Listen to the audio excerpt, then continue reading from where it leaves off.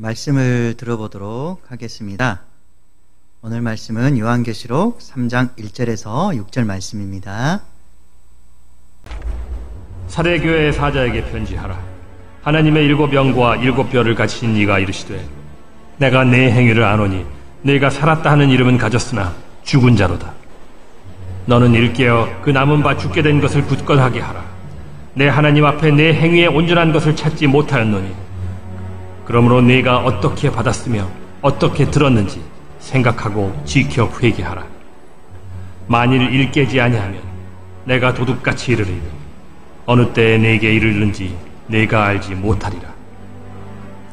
그러나 사대에 그 옷을 더럽히지 아니한 자 몇 명이 네게 있어 흰옷을 입고 나와 함께 다니리니 그들은 합당한 자인 연고라. 이기는 자는 이와 같이 흰옷을 입을 것이요 내가 그 이름을 생명책에서 결코 지우지 아니하고 그 이름을 내 아버지 앞과 그의 천사들 앞에서 시인하리라. 귀 있는 자는 성령이 교회들에게 하시는 말씀을 들을지어다. 기도하도록 하겠습니다. 참 좋으신 하나님, 오늘도 감사를 드립니다. 항상 저희들을 붙잡아 주시고 인생 가운데 하나님 역사하여 주셔서 무슨 일을 하든지 간에 하나님 살아계심을 깨닫게 하여 주심을 감사합니다.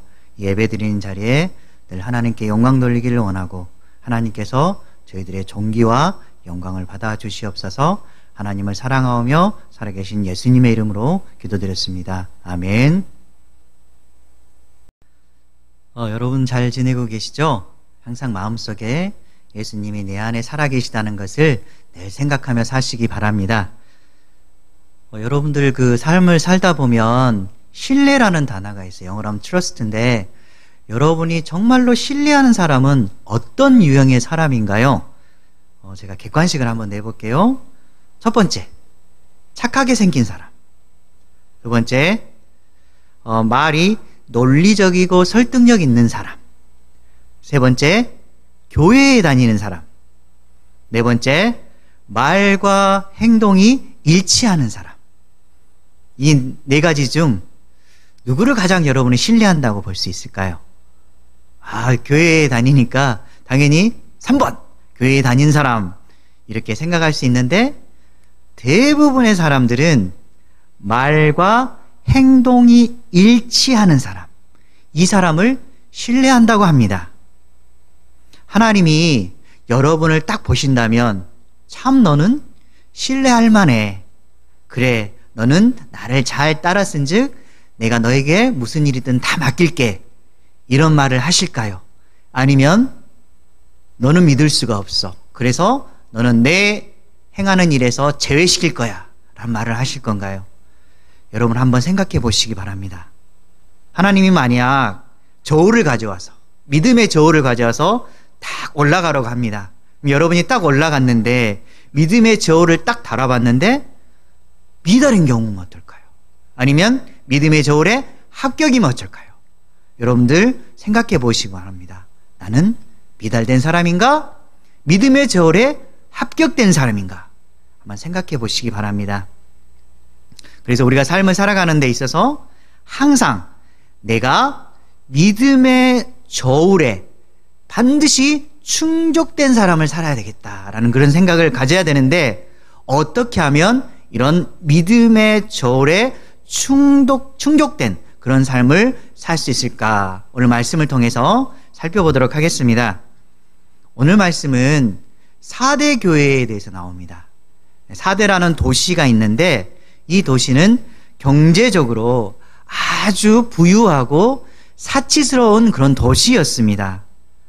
왜 그렇게 됐냐면 양털 가공업이 굉장히 발달되어 있었고, 또 염색, 색깔 칠하는 거, 염색 공업이 발달되었을 뿐만 아니라 상업적으로 대단히 번창한 도시였습니다. 그러다 보니까 모든 면에 있어서 사치와 자기가 하고 싶은 일에만 몰두하게 되는 그런 인간적인 그런 도시로 변화된 것입니다. 그리고 정치적인 면에 있어서도 지역적으로 볼 때 천연 요새와 같은 지역입니다. 즉 성체가 있는데 성체가 암벽으로 되어 있습니다. 그러니까 다른 나라가 공격하기에 대단히 힘든 난공불락의 도시였던 것입니다. 그래서 이들이 전쟁의 위협에 대단히 안일한 마음을 가지게 됩니다. 자신이 긴장하고 무슨 일이든지 간에 최선을 다해서 준비하는 것이 아니라 그냥 안일함 속에서 자신이 하고 싶은 일을 하다 보니까 결국 안 좋은 그런 결과가 일어났는데 언제였냐면 고레스와 안티오쿠스의 침략을 받게 됩니다. 그리고 종교적으로 봤을 때 키벨레 또는 시벨리 여신이라는 그 우상 숭배에 빠져 있었고, 또 이곳에도 마찬가지로 황제 숭배의 그런 유명한 도시로 변하게 됩니다. 그래서 정치적으로, 경제적으로, 종교적으로 세속화가 되어졌던 도시가 바로 이 4대 도시였습니다. 이러한 도시의 영향 속에서 4대 교회가 등장하게 되는데, 우리 4대 교회에서 과연 하나님이 보시기에 칭찬할 만한 그런 모습을 갖추고 있었을까? 아니면 이들이 세속화의 영향으로 똑같이 세상 사람들처럼 살았을까? 오늘 말씀을 통해서 발견하게 됩니다. 우리 1절에 보면 예수님의 소개가 나옵니다. 예수님은 어떤 분이시고, 그리고 4대 교회에 대한 칭찬이 아닌 책망이 나옵니다. 이 책망의 내용이 무엇인가 오늘 살펴보도록 합니다. 먼저 4대 교회의 사자에게 알리는 편지라고 1절에 보면 나와 있지 않습니까? 이 수신자들은 누구냐면 4대 교회의 사자들입니다. 사자. 이 4대 교회는 저번에 배웠던 서머나 교회 있잖아요. 서머나 교회에서 약 80km 지점 정도 떨어져 있는 곳입니다. 근데 너무나 안 좋은 게 뭐냐면 칭찬은 전혀 없는 교회예요. 오직 책망만 받는 교회였습니다. 얼마나 마음이 안타까울까요? 하나님께 칭찬받는 게 아니라 책망만 듣는다면 우리 인생을 살아가는 의미가 없지 않습니까? 이것은 라오디아 교회도 마찬가지였습니다. 라오디아 교회처럼 칭찬은 전혀 없고 오직 책만 받는 교회. 무엇 때문에 이렇게 책망을 받았을까요? 4대 도시의 세속적인 타락의 모습에 영향을 받은 것입니다. 여러분 한번 생각해 보시기 바랍니다. 나는 그리스도인이고 하나님의 자녀인데 세상적인 일에 영향을 받는다. 그래야 해서 그들의 삶을 쫓아간다. 얼마나 부끄러운 일입니까? 우리는 하나님의 백성으로서 다른 사람들에게 선한 영향력을 미쳐야 되는 사람입니다. 오히려 좋지 않은 영향을 받고 그들과 함께하여서 흙탕물 속에 들어가서 오히려 흙탕물과 함께 뒤섞인다면 하나님께서 얼마나 마음 아파하실까요? 우리는 이 흙탕물 속에서도 조금씩 깨끗해질 수 있는 그런 조그마한 역할을 통해서 이 흙탕물이 맑아질 때까지 주님을 위해서 살아가는 그런 사람이 돼야 되는 것입니다. 근데 여기 사덕교회도 이런 사람들이 있었습니다. 그 흙탕물 속에서도 반드시 자신의 신앙을 지키고자 하나님이 원하시는 뜻대로 살고자 하는 노력하는 그런 열정을 가진 사람들이 소수가 있었습니다. 여기서 예수님에 대한 소개가 나오는데 그분이 누구라고 나와 있습니까? 하나님의 7 영과 7 별을 가지신 이라고 나와 있습니다. 여기 7 영이라고 하는 것은 성령님을 상징하고 7 별이라고 하는 것은 7 교회의 사자를 나타내고 있습니다. 이 7 별과 7 영을 가졌다 이 말은 교회의 주관자가 되신다는 말씀입니다. 하나님께서는 예수님께서는 교회를 지켜보고 계셔요. 이렇게 딱 살피십니다. 그리고 무엇이 필요한지 또한 그들에게 있어서 어떠한 것을 해야 될지 직접 눈으로 보고 계신다는 것입니다. 우리가 늘 하나님께서 예수님께서 나를 지켜보고 계시구나. 내가 어떤 조용한 곳에 있든지 또 남이 보이지 않는 곳에 있든지 하나님께서는 나를 지켜보고 계시구나 라고 늘 생각해야 됩니다. 그러면 내가 부끄러운 생각을 하다가도 부끄러운 행동을 하다가도 우리가 다시 바꿀 수가 있는 것입니다. 어떤 생각을 가지면 됩니까? 주님은 나를 지켜보고 계셔. 항상 나를 보호하고 계셔 라고 생각을 가진다면 우리가 인생의 든든함 속에서 살아갈 수가 있는 것입니다. 그런데 이 사대교회에 대해서 하나님께서, 예수님께서 평가를 하십니다. 어떤 평가가 있었을까요? 1절에 보면 내가 살았다 하는 이름은 가졌으나 어떤 자인가요? 죽은 자라고 나와 있습니다. 죽은 자. 자신들의 기준으로서는 살았다고 하지만 하나님의 기준에서는 죽은 자라고 합니다. 하나님이 여러분에게 찾아와서 여러분에게 너는 죽은 자라고 말한다면 어떻게 하실 건가요? 왜 그들은 죽은 자라는 평가를 받았을까요? 가슴의 뜨거움과 거룩한 삶이 일치되지 않았기 때문입니다. 즉 쉽게 말해서 입만 살아있는 것입니다. 야, 너는 왜 입만 막 살아가지고 그렇게만 하냐? 왜 너는 실천하지 않아? 이런 말을 듣는다면 얼마나 내 자신이 부끄럽게 생각할 수밖에 없겠습니까? 우리 이사야 29장 13절 말씀 이렇게 합니다. 주께서 이르시되 이 백성이 입으로는 너를 가까이 하며 입술로는 나를 공경하나 그들의 마음은 내게서 멀리 떠났다니 그들이 나를 경외함은 사람의 계명으로 가르침을 받았을 뿐이라. 우리가 이와 같은 평가를 받는다면 어떻게 하셨습니까? 이 백성이, 네가 입으로는 나를 가까이 하지만, 그리고 입술로는 나를 공경한 척하지만 너가 실제 마음은 내게서 떠났다라고 하나님께서 말씀하신다면 어떻게 우리가 얼굴을 들고 살 수가 있겠습니까? 이 말씀을 통해서 알 수 있는 것은 오직 주님의 관심은 우리 안에 있는 내면과 본질의 관심이 있는 것입니다. 너가 은혜를 받았다면, 하나님의 사랑을 받은 자라면 반드시 그 은혜 받은 자로서의 책임을 다하라고 하는 것입니다. 우리에게 있어서 반드시 해야 될 것은 은혜 받은 자로서의 의무와 책임을 다하는 것입니다. 그리고 이 책임을 가진 자로서 반드시 순종하는 삶. 그래, 맞습니다. 하나님, 제가 주님의 말씀에 그대로 순종하겠습니다라는 그 순종하는 삶이 있어야 되고, 그래, 순종하는 사람이 있다면 반드시 하나님, 제가 주님의 일에 기꺼이 충성하면서 헌신하겠습니다라는 그런 열정이 있어야 되는 것입니다. 항상 우리의 인생의 본질은, 하나님께서 원하시는 그 내면의 실질적인 모습은 은혜 받은 자의 책임, 순종, 헌신이 우리 안에 있어야 한다는 것입니다. 즉, 이 말은 무슨 말입니까? 우리의 믿음의 삶과 믿음의 행함이 반드시 일치되어야 된다는 것입니다.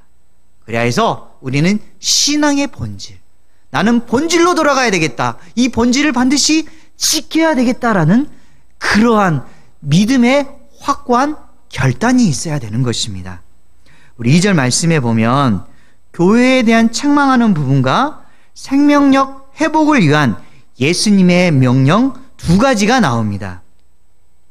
먼저 이 책명의 두 번째 내용이 뭐냐면 행위가 온전하지 못한다라고 평가하십니다. 그리고 책망하시는 것입니다. 왜 그들에게 이런 책망을 했을까요? 그들은 하나님 없는 삶을 살았습니다. 왜 그런 하나님 없는 삶을 살았을 수밖에 없었을까요? 우리 정치적, 경제적 모든 면에 있어서 이 사대교회가 세속화됐다고 했잖아요. 즉 세상과 타협하기 시작합니다. 이 정도 살면 되겠지, 이 정도 믿음으로 살면 되겠지라고 그들만의 가치와 기준을 가지고 살아가게 되는 것입니다. 즉 그들은 안일함에 빠지게 된 것입니다. 신앙도 이 정도, 삶도 이 정도, 모든 것에 있어서 잣대를 자신의 기준에 맞춘 것입니다. 여러분은 어떤 삶을 살고 계신가요? 우리 과거에 어려웠던 삶, 먹을 것 없었던 그런 삶을 살았던 그 시대와 다르게 요즘에는 많은 풍족한 삶을 누리고 있습니다. 우리가 과거에는 김치 한 조각과 밥 한 공기만으로도 너무나 감사했습니다. 주님, 이것만 주신 것에 대해서도 너무나 감사합니다. 감사했었는데 김치를 먹다가 더 좋은 것을 먹게 되고 더 좋은 것을 가지게 되다 보니까 우리는 감사함을 잃어가지고 다 당연한 것으로 여기는 우리의 삶을 살아가고 있는 것입니다. 여러분, 우린 정말 한번 반성해야 됩니다. 하나님 주신 것에 대해서 감사하기보다는 더 많은 것을 가지기 위해서 또 추구하고 또 욕심을 부리는 우리의 삶의 모습이 보이는 것입니다. 하나님이 그랬을 때 이렇게 말하는 것입니다. 너희는 겉으로 보기에는 살아있으나 실상은 죽은 자라고 말하는 것입니다. 죽은 자에게 있어서 필요한 것은 무엇입니까? 바로 생명력입니다. 이러한 생명력을 회복하려면 어떻게 해야 된다라고 말씀합니까? 우리 첫 번째, 일깨우라라고 말합니다. 일깨우라. 무엇을 일깨워야 될까요? 정신을 바짝 차리라고 하는 것입니다. 자신을 파악하고 자신의 현재의 신앙의 모습이 어떠한 상태인가 점검해 보라는 것입니다. 반드시 우리는 믿음의 사람으로서 먼저 내가 하나님의 기준에서 합당한 사람인가 정신을 바짝 차려야 되는 것입니다. 그리고 두 번째, 굳건하게 하라라고 합니다. 남은 바 죽게 된 것을 굳건하게 하라라고 말씀하고 계십니다. 이 말은 무슨 말일까요? 우리 안에 썩은 부분이 있습니다. 이 썩은 부분을 도려내라고 하는 것입니다. 여러분들 과일 한번 보세요. 살짝 벌레가 끼어서 그 벌레가 갉아먹는 것에 썩어가기 시작합니다. 이 썩어가는 것을 그만두면 모든 전체가 썩어갑니다. 그래서 이 썩은 부분을 먼저 도려내야 되는 것입니다. 여러분 삶도 마찬가지입니다. 하나님 앞에 정직하지 못했던 것, 하나님 앞에 정말 잘못된 것들이 있다면 그것을 반드시 우리가 살펴보고 깨닫고 그 부분을 없애내야 되는 것입니다. 그래서 남은 부분을 살려내야 됩니다. 그래야 했을 때 우리가 살아날 수가 있는 것입니다. 우리 3절에 보면 생명력 회복을 위한 세 번째, 네 번째, 다섯 번째 명령이 나오는데 일깨우라, 굳건하게 하라, 그리고 세 번째는 뭘로 나와 있습니까? 생각하라 라고 말씀에 나와 있습니다. 무엇을 기준으로 삼으라는 것일까요? 하나님의 말씀으로 기준으로 삼고 늘 말씀을 기억하면서 살아라고 하는 것입니다. 그리고 네 번째, 지키라라고 나와 있는데 이 말씀을 기준으로 삼았을 때 이 말씀을 굳게 붙잡고 이 말씀을 순종하면서 살아가라고 하는 것입니다. 그리고 다섯 번째는 뭐로 나와 있습니까? 회개하라. 말씀의 거울을 비춰 딱 봤는데 내가 죄의 모습이 보이는 것입니다. 그때는 어떻게 하는 것입니까? 죄에서 반드시 돌아서라라는 것입니다. 돌아서서 부패한 상태 이전의 모습으로 돌아가라는 것입니다. 왜 그래야 됩니까? 예수님께서 다시 오시기 때문입니다. 그리고 예수님이 다시 오실 때 최종 심판이 있습니다. 그래서 항상 우리는 긴장하고 살아야 되는 것입니다. 그 말씀이 요한계시록 22장 12절에 잘 나와 있습니다. 보라, 내가 속히 오리니 내게 줄 상이 내게 있어 각 사람에게 그가 행한 대로 갚아주리라. 아멘.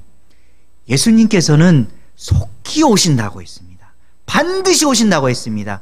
그리하여서 내게 줄 상이 있다라고 말씀합니다. 그리고 각 사람에게 어떤 대로 갚아준다고 말씀하십니까? 행한 대로 갚아준다. 너희들이 이 땅에서 너희들이 원한 대로 살았느냐? 그러면 그 행한 대로 내가 갚아주겠다. 하나님을 믿지 아니하고 자신의 원하는 대로 삶을 살아간다는 이 자들은 반드시 심판으로 보답한다라고 말씀했고, 하나님의 말씀을 기꺼이 지키고 그 말씀대로 살아가고 행함으로 보여준 자는 그 행함대로 반드시 상을 주겠다라고 말씀하는 것입니다. 여러분 어떠한 삶을 살아가고 있습니까? 주님 원하시는 삶대로 살아가고 있습니까? 아니면 여러분 원하는 대로 살아가고 있습니까? 여러분 원하는 대로 살다 보면 반드시 그에 따른 심판이 있습니다. 하지만 내가 힘든 삶 속에서도 주님의 믿음을 지켜가며 주님 원하시는 뜻대로 살아가고자 한다면 그 원하시는 그 하나님의 뜻대로 우리는 상을 받게 된다는 사실입니다. 그래서 우리가 삶의 기준을 세울 때 반드시 하나님의 말씀의 기준을 세우십시오. 그 말씀의 기준을 바탕으로서 자신의 믿음의 상태를 점검해 보시고 내가 말씀을 굳게 붙잡고 있다면 그 굳게 붙잡음 속으로 계속해서 사시고 내가 말씀을 어기고 살았구나, 내가 하나님 앞에 잘못된 모습을 가지고 있었구나 라고 생각한다면 반드시 회개하고 돌이키는 그런 삶을 사시기 바랍니다. 이 4절에 보면 이런 말씀에 따라서 순종하고 끝까지 믿음을 지킨 사람들 소수가 나옵니다. 사대 교회에 옷을 더럽히지 아니한 자, 소수, 몇 명. 이들은 누구를 가리킬까요? 어떤 사람을 가리킬까요? 즉 세속화 속에서도 가치관과 욕심을 세상적인 것에 바탕을 두지 아니하고 오직 정결한 삶, 하나님 앞에 깨끗한 삶을 살기 위해서 고군분투한 사람들입니다. 어떠한 상황에 있어서도 나는 믿음을 지키겠다라고 결단한 사람들입니다. 그 사람들이 바로 인생의 그루터기라고 나와 있는 것입니다. 우리 이사야 6장 13절 보면 그루터기란 말이 나옵니다. 하반절 보면 밤나무와 상수리 나무가 배임을 당하여도 그 그루터기는 남아있는 것 같이 거룩한 씨가 이 땅에 그루터기니라 하시더라. 아멘. 우리의 삶은 반드시 삶의 그루터기가 됩니다. 그루터기. 거룩한 씨. 하나님의 남은 자. 다른 사람들이 어떠한 상황 속에서든 하나님을 하나님을 변하고 하나님을 믿지 아니하고 자신의 뜻대로 살아가는 그런 삶이 아니라 변개치 않는 사람, 믿음의 절개를 지키는 사람, 어떠한 상황 속에서도 하나님의 원하신 뜻대로 그렇게 살아가는 사람, 그 사람이 바로 믿음의 그루터기입니다. 우리가 이 그루터기와 같은 인생을 살아야 됩니다. 하나님께서는 이 남은 자, 그루터기와 같은 자, 거룩한 씨, 이 사람들을 통해서 역사를 이루겠다라고 말씀하시는 것입니다. 여러분은 인생의 그루터기입니까? 아니면 배임을 당한 자입니까? 반드시 인생의 그루터기처럼 살아남는 저와 여러분 되시기 바랍니다. 5절에 보면 이러한 그루터기들, 남은 자, 믿음을 지킨 자에게, 승리자에게 주님이 주시는 축복과 약속이 나옵니다. 세 가지 특권이 나오는데 첫 번째가 뭐냐면 흰 옷을 입을 거라고 나옵니다. 흰 옷. 얼마나 기쁩니까? 내가 하나님 나라에 갔을 때 흰 옷을 입고 승리자로서 온전한 순결을 지킨 자로서 삶을 살아가서 하나님이 맞아주시는 것입니까? 그 새하늘과 새 땅에서 내가 주님과 더불어 흰 옷을 입고 살아간다는 그 기쁨, 얼마나 행복한 삶입니까? 세상이 주는 그 어떤 기쁨보다도 바꿀 수 없는 그 기쁨, 새 옷을 입는 저와 여러분 되시기 바랍니다. 그리고 두 번째의 축복이 무엇입니까? 생명책에서 지우지 아니한다라고 말씀합니다. 즉 생명책이라고 하는 것은 구원을 너에게 주겠다. 끝까지 믿음을 지키는 자, 승리하는 자들에게는 어떤 특권을 주십니까? 생명책에 지워지지 않는 삶, 구원을 받는 삶, 하나님 앞에서 기뻐하는 삶, 이 삶이 우리에게 있는 것입니다. 그리고 마지막으로 예수님이 그 이름을 하나님과 천사들 앞에서 시인하겠다. 구원의 확신을 보장해 주겠다라고 말씀하는 것입니다. 우리가 하나님 나라에 가면 예수님께서 우리를 대신하여서 증언해 주십니다. 이 사람은 나의 이름을 위해서 고통을 받았고 나의 이름을 위해서 믿음의 순결을 지킨 사람입니다라고 하나님 앞에 대변해 주시는 분, 그분이 바로 예수 그리스도가 되는 것입니다. 우리가 하나님 나라에 갔을 때 고개를 들지 못할 정도로 부끄러운 그런 겨우 공적이 불타서 믿음의 구원을 얻을 정도가 되지 않는 것이 아닌 하나님 앞에 칭찬을 받아서 그래 너는 나를 위한 삶을 살았어. 그래 나와 함께 하늘나라에서 천국에서 즐겁게 살자꾸나 라고 하나님 말씀한다면 이보다 더 큰 기쁨이 있겠습니까? 우리가 하나님 앞에 정직한 자, 하나님 앞에 칭찬을 받는 자, 믿음을 지킨 자, 정결한 삶을 사는 저와 여러분 되시기 바랍니다. 말씀을 정리하도록 하겠습니다. 우리는 죽은 자의 삶을 살아서는 안 됩니다. 반드시 살아남은 자, 산 자의 삶을 살아야 되겠습니다. 그러한 산 자의 삶을 살기 위해서는 모든 순간 우리는 정신을 바짝 차려야 됩니다. 자신의 신앙 상태가 어떠한지 자신의 모습을 점검해야 됩니다. 무엇으로 점검해야 될까요?